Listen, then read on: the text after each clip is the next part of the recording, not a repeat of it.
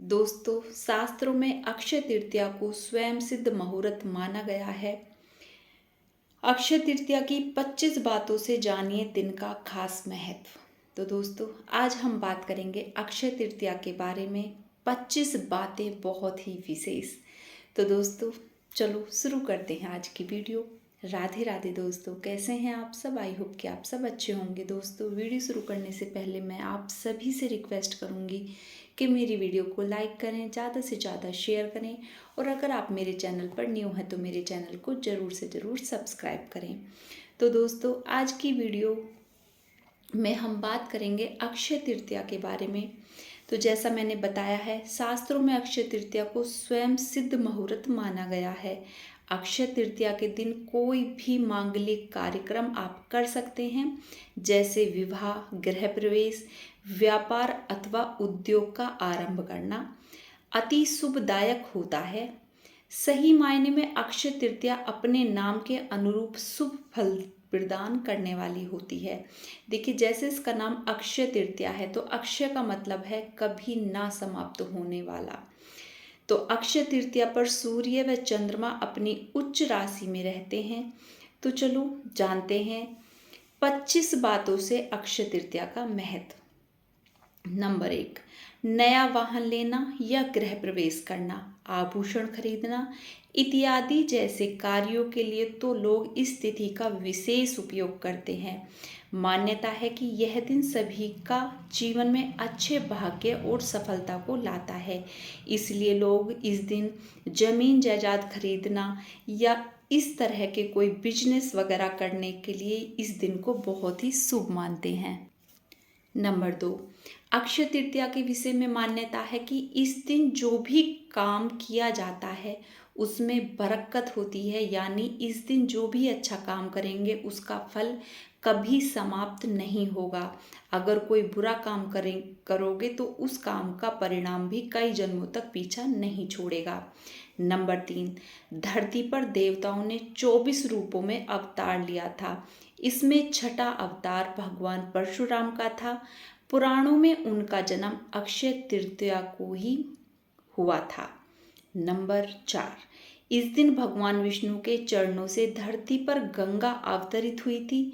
सतयुग, द्वापर व त्रेता युग के आरंभ की गणना भी इस दिन से ही होती है। नंबर 5, शास्त्रों की इस मान्यता को वर्तमान में व्यापारिक रूप दे दिया गया है, जिसके कारण अक्षय तृतीया के मूल उद्देश्य से हटकर लोग खरीदारी में लगे रहते हैं। वास्तव में यह वस्तु खरीदने का दिन नहीं है। वस्तु की खरीदारी में तो आपका सचित धन खर्च होता है। बैसाख के समान कोई मास नहीं है, सतयुग के समान कोई युग नहीं है, वेद के समान कोई शास्त्र नहीं है और गंगा जी के समान कोई तीर्थ नहीं है। उसी तरह अक्षय तृतीया के समान कोई तिथि नहीं है। नंबर 7, बैसाख मास की विशिष्टता इसमें आने वाली अक्षय तृतीया के कारण अक्षुण हो जाती है। बैसाख मास के शुक्ल पक्ष तृतीया को मनाए जाने वाले इस पर्व का उल्लेख विष्णु धर्म सूत्र, मत्स्य पुराण, नारदीय पुराण और भविष्य पुराण आदि में मिलता है। नंबर 8, यह समय अपनी योग्यता को निखारने और अपनी क्षमता को बढ़ाने के लिए उत्तम है। नंबर 9, यह मुहूर्त अपने कर्मों की सही दिशा में प्रोत्साहित करने के लिए श्रेष्ठ माना जाता है। शायद यही मुख्य कारण है कि इस काल को दान इत्यादि के लिए सबसे अच्छा माना जाता है। नंबर 10, जनमानस में यह अक्षय तीज के नाम से भी बहुत प्रसिद्ध है और इस दिन आप कोई भी शुभ कार्य कर सकते हैं, सोना चांदी खरीद सकते हैं और इस दिन भगवान विष्णु और माता लक्ष्मी की पूजा की जाती है। नंबर 11, पुराणों के अनुसार इस दिन सूर्योदय से पूर्व उठकर स्नान, दान, जप आदि करना बहुत ही शुभ फलदायी माना जाता है। इस तिथि में किए हुए शुभ कर्म का फल क्षय नहीं होता। इसको सतयुग के आरंभ की तिथि भी माना जाता है, इसलिए इसे कृत युग आदि भी तिथि भी कहते हैं। नंबर 12, यदि इसी दिन रविवार हो तो वह सर्वाधिक शुभ और पुण्यदायी होने के साथ साथ अक्षय प्रभाव रखने वाली भी हो जाती है। नंबर 13, मत्स्य पुराण के अनुसार अक्षय तृतीया के दिन अक्षत, पुष्पदीप आदि द्वारा भगवान विष्णु की आराधना करने से विष्णु भगवान की विशेष कृपा होती है और संतान भी अक्षय बनी रहती है।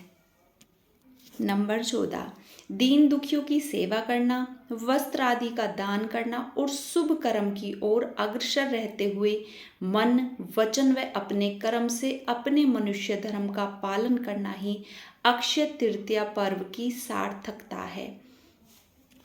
नंबर 15, कलयुग के नकारात्मक प्रभाव के बचने के लिए इस दिन भगवान विष्णु की उपासना करके दान अवश्य करना चाहिए। ऐसा करने से निश्चय ही अगले जन्म में स्मृति, ऐश्वर्य व सुख की प्राप्ति होती है। नंबर 16, भविष्य पुराण के एक प्रसंग के अनुसार शाकल नगर रहने वाले एक वणिक नामक धर्मात्मा अक्षय तृतीया के दिन पूर्ण श्रद्धा भाव से स्नान, ध्यान व दान कर्म किया करता था, जबकि उसकी पत्नी उनको मना करती थी। मृत्यु बाद किए गए दान पुण्य के प्रभाव से वणिक द्वारका नगरी में सर्व सुख संपन्न राजा के रूप में अवतरित हुआ।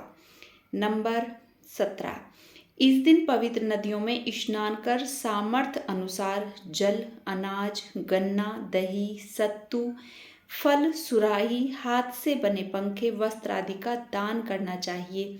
विशेष फल प्रदान करने वाला माना गया है।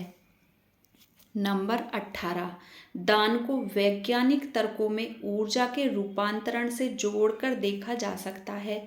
दुर्भाग्य को सौभाग्य में परिवर्तित करने के लिए यह दिवस सर्वश्रेष्ठ है।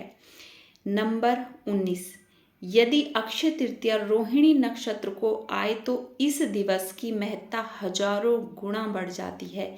ऐसी मान्यता है, किसानों में यह लोक विश्वास है कि यदि इस तिथि को चंद्रमा के अस्त होते समय रोहिणी आगे होगी तो फसल के लिए अच्छा होगा और यदि पीछे होगी तो उपज अच्छी नहीं होगी। नंबर 20, इस दिन प्राप्त आशीर्वाद बेहद तीव्र फलदायक होते हैं। भविष्य पुराण के अनुसार इस तिथि की गणना युगादि तिथियों में होती है। सतयुग, त्रेता और कलयुग का आरंभ इसी तिथि को हुआ और इसी तिथि को द्वापर युग समाप्त हुआ था। नंबर 21, रेणुका के पुत्र परशुराम और ब्रह्मा के पुत्र अक्षय कुमार का प्रकांठ्य इसी दिन हुआ था। इस दिन श्वेत पुष्पों से पूजन कल्याणकारी माना जाता है।